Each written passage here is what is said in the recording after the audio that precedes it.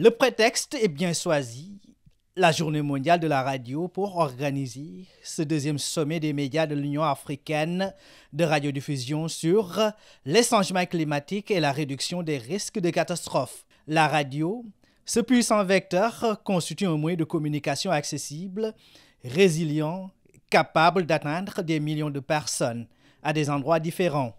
En organisant ce sommet le 13 février, Journée mondiale de la radio, nous voulions renforcer l'idée selon laquelle la radio reste et demeure un outil indispensable pour faire face aux défis mondiaux, notamment au changement climatique. Cette rencontre, nous l'espérons, permettra de souligner le rôle crucial de ce média dans le dialogue et l'action concrète dans la lutte contre le changement climatique. La radio, puissant moyen de communication de masse, est un excellent outil à mettre à contribution pour une sensibilisation et une communication directe afin de susciter une prise de conscience réelle du phénomène.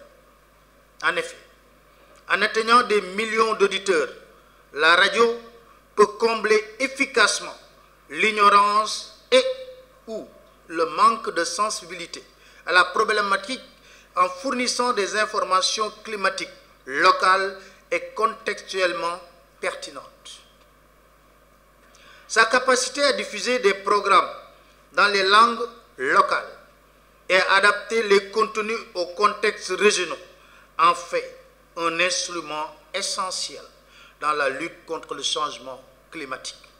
Face aux effets pervers des changements climatiques, il faut agir pour sauver l'Afrique et par ricochet le monde entier.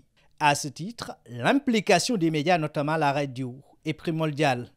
Le récent rapport national sur le climat et le développement de la Banque mondiale pour le Sénégal a souligné que si rien n'est fait, les pertes économiques annuelles liées au changement climatique pourraient atteindre 3 à 4% du PIB d'ici 2030 et 9,4% d'ici 2050, effaçant des années de croissance du revenu par habitant et sapant toute accumulation potentielle du capital humain.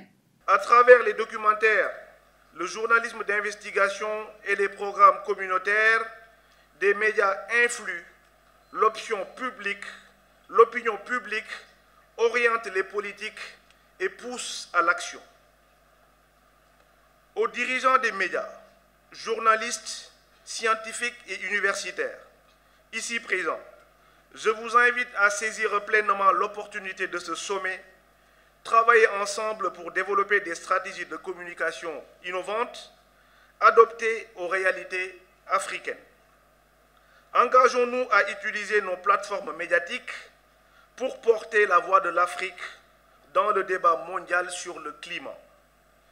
Transformons et engageons-nous des actions concrètes pour que nos populations soient mieux informées, mieux préparées et plus résilientes. L'information des communautés constitue un puissant levier pour lutter contre les changements climatiques, comme le stipule la Convention cadre des Nations Unies pour le climat adoptée en 1992, qui reconnaît le rôle fondamental de l'éducation, la communication et la sensibilisation du public comme moyen phare dans la lutte contre les changements climatiques. Le Ballet national à Linguère, pour coller à l'actualité, a ainsi gratifié le public d'une belle prestation.